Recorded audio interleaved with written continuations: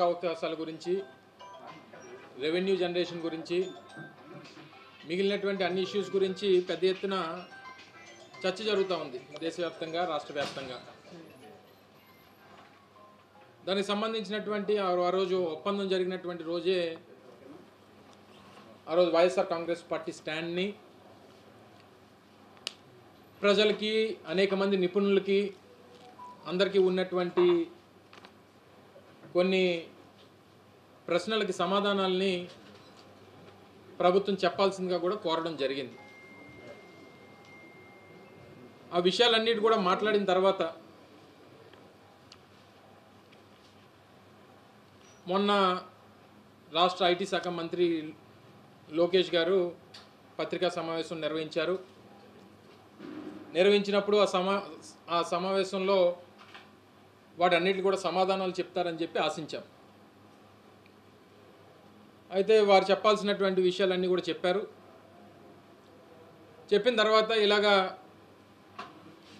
YCP తరపు నుంచి ఇలా కొన్ని ప్రశ్నలు అడిగారు, ప్రజలకు ఉన్నటువంటి కొన్ని అనుమానాలు నివృత్తి చేయమని చెప్పి వారు అడిగారు. దానికి సమాధానం చెప్పండి అంటే ఆయన వ్యక్తిగతంగా నా మీద కొన్ని విమర్శలు చేశాడు. సరే, దాని జోలికి నేను వెళ్ళను, కానీ సరే ఆయన నన్ను గుడ్ అంటాడు, నేను ఆయన పప్పు అంటాను, దీనివల్ల పెద్దగా రాష్ట్ర ప్రజలకు ఉపయోగం ఉండదు అనేటువంటిది నా వ్యక్తిగతమైనటువంటి అభిప్రాయం. దాని జోలికి కూడా నేను వెళ్ళను. ఎందుకంటే ఆయన నన్ను వ్యక్తిగతంగా విమర్శించడం, నేను ఆయన్ని విమర్శించడం వల్ల ఈ రాష్ట్ర ప్రజలకి పెద్ద ప్రయోజనం ఉండదు అనేటువంటిది నా తాలూకు వ్యక్తిగతమైనటువంటి అభిప్రాయం. అయితే ఇందులో క్లారిటీ కావాల్సినటువంటిది ఏంటంటే, మేము చాలా క్లియర్గా చెప్పాం. దాన్ని కూడా కొన్ని మీడియా ఛానల్స్ కానీ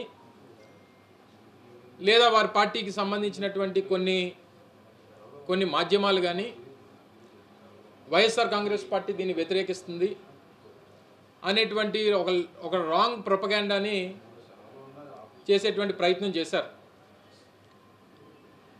నేను చాలా క్లియర్గా చెప్పాం, గూగుల్ డేటా సెంటర్ విశాఖపట్నంలో ఎస్టాబ్లిష్ చేయడం అనేటువంటి దాన్ని మేము స్వాగతిస్తున్నాం అనేటువంటి మాట చాలా క్లియర్గా, కేటగారికల్గా ఆ రోజు చెప్పాను. మీ అందరూ కూడా ఉన్నారు. అయితే ఏర్పాటు చేసేటువంటి క్రమంలో ఈ రాష్ట్ర ప్రభుత్వం ఇచ్చేటువంటి 22,500 కోట్ల రూపాయల ఇన్సెంటివ్స్తో పాటు వారికి ఇచ్చేటువంటి ప్రయోజనాలు అన్నీ కూడా చాలా క్లియర్గా జీవో రూపంలో ఏదైతే ఉందో అవన్నీ కూడా ప్రజలు చెప్పేటువంటి ప్రయత్నం చేసాం. ప్రజలు కూడా అవన్నీ కూడా తెలుసు.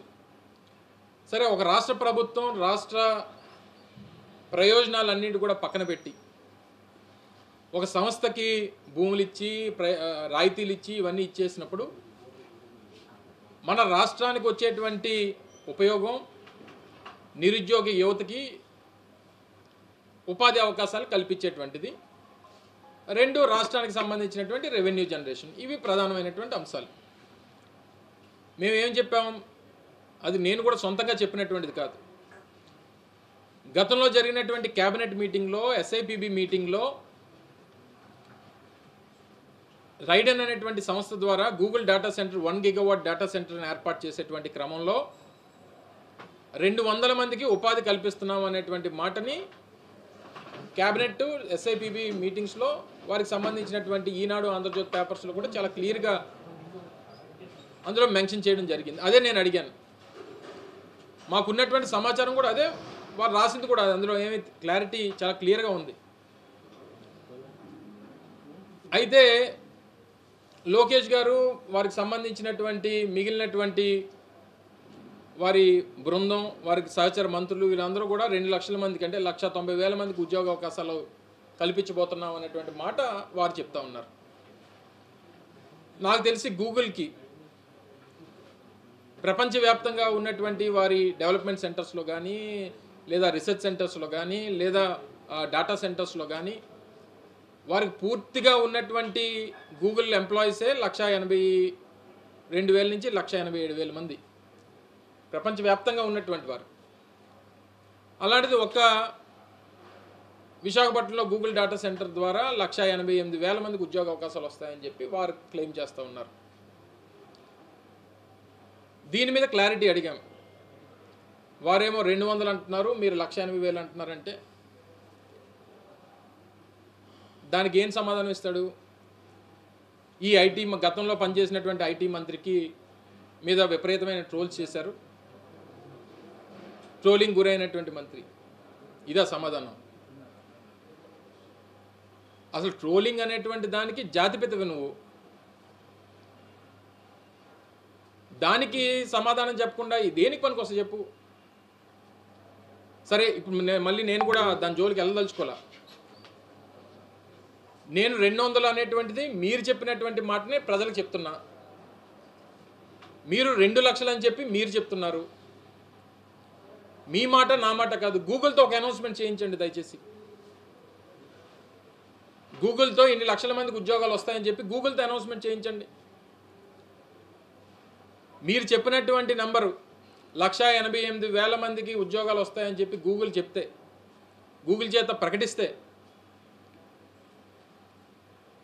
సరే పార్టీ పక్కన పెట్టి విశాఖపట్నం వాసిగా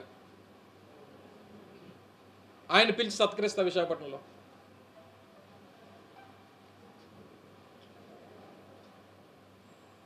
ప్రపంచవ్యాప్తంగా 1,88,000 మంది ఉన్నటువంటి గూగుల్ సంస్థకి ఒక విశాఖపట్నంలో డేటా సెంటర్ ద్వారానే 1,88,000 మందికి ఉపాధి కల్పిస్తానని చెప్పి మీరు చెప్తా ఉంటే నమ్మశక్యంగా ప్రజలకు ఉండాలి కదా అనేటువంటిది మా ప్రశ్న. ఇందులో మేమేమి డేటా సెంటర్ వద్దనట్లేదు.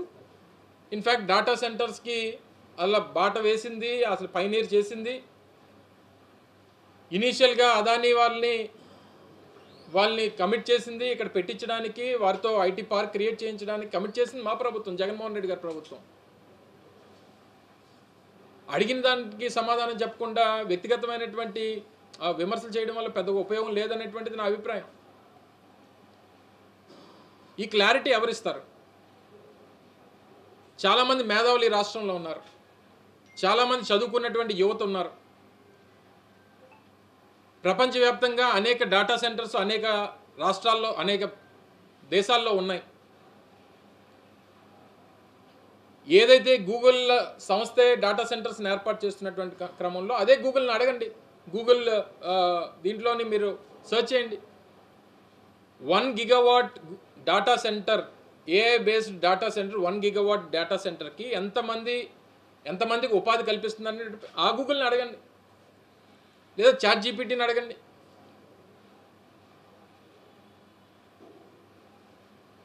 ఎల్పాసో అనేటువంటి ఒక ప్రాంతం అమెరికాకి